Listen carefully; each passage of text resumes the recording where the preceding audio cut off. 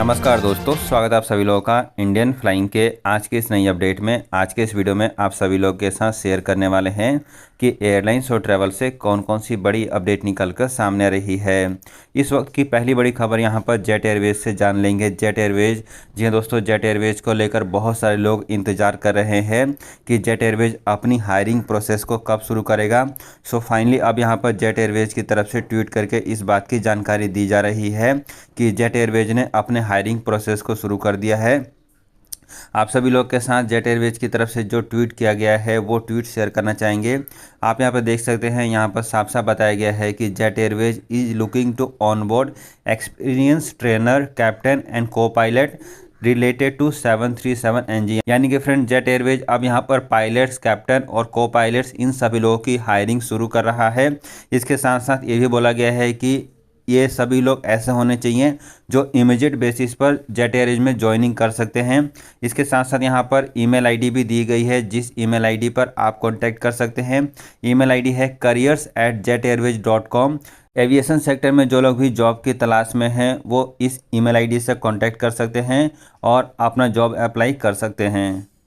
Friends, आगे बढ़ते हैं और अगली खबर यहाँ पर कोलकाता में बनने वाले दूसरे एयरपोर्ट को लेकर जान लेते हैं। आपको बता दें कि केंद्र सरकार की तरफ से कोलकाता में 2 एयरपोर्ट बनाने की शुरुआत की गई थी, लेकिन अभी तक ममता बनर्जी की सरकार की तरफ से उसको लेकर लैंड एलोकेशन नहीं किया गया है, यानी कि केंद्र सरकार को इसके लिए ज़मीन नहीं दी गई है, जिस कारण से अभी तक कोलकाता में दूसरे एयरपोर्ट के बनाने का काम शुरू नहीं हो पाया है। आपको बता दें कि इसको लेकर ज्योतिराज सिंधिया ने यह बताया है कि उनको वेस्ट बंगाल की गवर्नमेंट की तरफ से इसमें कोई भी मदद नहीं मिल पा रही है, जिसके बाद अब यहाँ पर ममता बनर्जी का जवाब आया है। उन्होंने ये बोला है कि इस एयरपोर्ट के लिए केंद्र सरकार उनसे 1000 एकड़ की ज़मीन मांग रही है और उस 1000 एकड़ पर जो लोग पहले से रह रहे हैं उनको खाली नहीं कराया जा सकता, जिस कारण से केंद्र सरकार को वेस्ट बंगाल की गवर्नमेंट ये ज़मीन नहीं दे सकती है।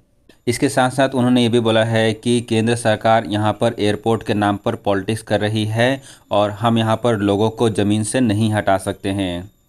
आगे बढ़ते हैं और अगली खबर यहाँ पर एयर एशिया को लेकर जान लेते हैं। एयर एशिया, जी हाँ दोस्तों, एयर एशिया इंडिया के 8 साल भारत में पूरे हो चुके हैं और अब यहाँ पर एयर एशिया इंडिया जो है वो इंटरनेशनल फ़्लाइटों को ऑपरेट करने की एलिजिबल बन चुकी है। आपको बता दें कि अब एयर एशिया इंडिया भी इंटरनेशनल फ़्लाइटें बहुत ही जल्दी चालू करने वाली है। अभी की जो खबर सामने आ रही है उसके अनुसार एयर एशिया इंडिया के द्वारा पहली फ़्लाइट दुबई के लिए शुरू की जाएगी और एयर एशिया इंडिया यहाँ पर कोची से दुबई और दुबई से कोची रूट पर अपनी फ़्लाइटों को अब चालू करने की तैयारियां शुरू कर रही है। फ्रेंड्स, आगे बढ़ते हैं और अगली खबर यहाँ पर कनाडा से सामने आ रही है। आपको बता दें कि कनाडा के ओटावा में चल रहे प्रोटेस्ट के कारण अब वहाँ पर फ़्लाइटें भी कैंसिल होना शुरू हो रही है। इसके साथ साथ भारत की एम्बेसी जो कि कनाडा में है उसने यहाँ पर एडवाइजरी जारी करते हुए ये बोला है कि जो लोग भी कनाडा के ओटावा में रह रहे हैं वो अपनी सारी की सारी जानकारी एम्बेसी को अवश्य ही प्रोवाइड कर दें। इसके अलावा उन्होंने ये भी बोला है कि जिन लोगों को भी यहाँ पर कोई समस्या है या फिर किसी को कोई हेल्प की ज़रूरत है वो सभी के सभी लोग एम्बेसी से कांटेक्ट कर सकते हैं। आपको बताना चाहेंगे कि इस समय कनाडा की गवर्नमेंट ओटावा में इमरजेंसी लगा चुकी है और ऐसी उम्मीद जताई जा रही है कि आगे आने वाले समय में कनाडा के ओटावा में और भी बुरे हालात हो सकते हैं। यदि आपको नहीं पता तो आपको बताना चाहेंगे कि कनाडा में ये जो प्रोटेस्ट हो रहे हैं ये वैक्सीनेशन के खिलाफ है। वहाँ की गवर्नमेंट ने वैक्सीनेशन को मैंडेटरी कर दिया है, जिसके बाद बहुत सारे लोग इस डिसीजन के खिलाफ सड़कों पर उतर गए हैं और जिस कारण से ही इतने बड़े लेवल पर प्रोटेस्ट चल रहे हैं। इसके अलावा फ्रेंड्स, अगली खबर यहाँ पर सऊदी अरेबिया को लेकर भी जान लेते हैं। सऊदी अरब की गवर्नमेंट के द्वारा आज से नया नियम लागू कर दिया गया है, जिस नियम के तहत जो लोग भी सऊदी नागरिक हैं और सऊदी अरब से ट्रैवल करके दूसरे देशों में जाना चाहते हैं उन सभी लोगों को अब बूस्टर डोज लगवाना मैंडेटरी है। इसके साथ साथ जो लोग अब सऊदी अरब में ट्रैवल करके जाएंगे, यदि उन्होंने वैक्सीन लगवाया हुआ है या फिर नहीं लगवाया हुआ है, किसी भी सिचुएशन में अब उनको कोरोना वायरस का टेस्ट कराकर ही सऊदी अरब में जाना पड़ेगा। आपको बता दें कि ये जो भी नियम है 9 फरवरी यानी कि आज से सऊदी अरब की गवर्नमेंट के द्वारा सभी लोगों के लिए मैंडेटरी कर दिया गया है।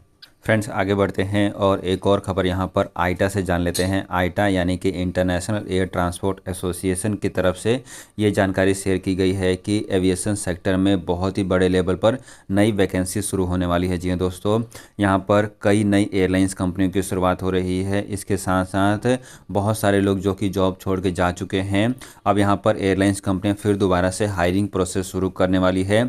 और अब ये बताया जा रहा है कि अब ओमिक्रॉन का एंड है, जिसके बाद एविएशन सेक्टर फिर दोबारा से नॉर्मल बेसिस पर अपनी फ़्लाइटों को ऑपरेट करना शुरू करेगा, जिसके बाद अभी से कई बड़ी एयरलाइंस कंपनियां अपनी हायरिंग प्रोसेस को शुरू कर रही है।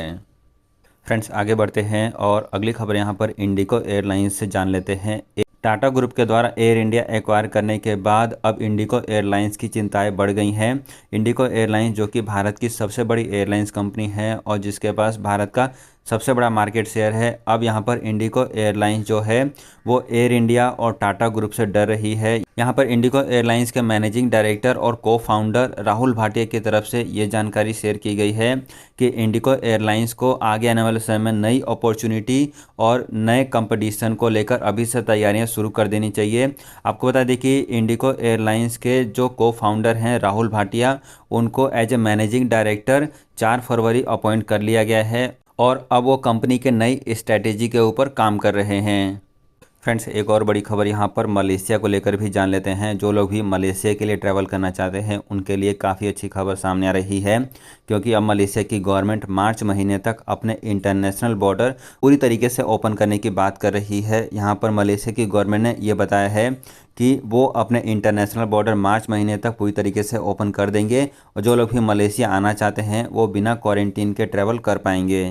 इसके साथ साथ उन्होंने ये बताया है कि कोरोना वायरस टेस्ट को मैंडेटरी रखा जाएगा। जो लोग भी मलेशिया आना चाहते हैं उनको फ़्लाइट में बैठने से पहले कोरोना वायरस का टेस्ट कराना पड़ेगा।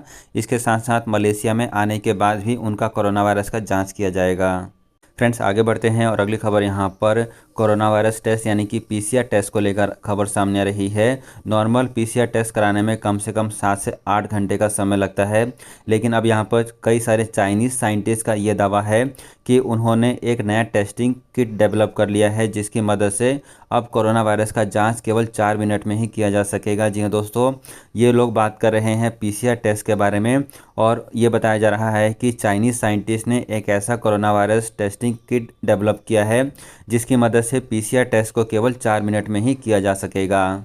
यदि ये टेस्टिंग सक्सेसफुल होती है तो फ्यूचर में लोगों का ट्रैवल करना और भी ज़्यादा आसान हो जाएगा। सो फ्रेंड्स, ये थी आज की एयरलाइंस और ट्रैवल से जुड़ी हुई कुछ बेहद ज़रूरी और काम की अपडेट। ऐसी और खबरों को रेगुलर बेसिस पर जानने के लिए चैनल को सब्सक्राइब करके रखें ताकि आपको लेटेस्ट अपडेट समय पर मिलती रहे।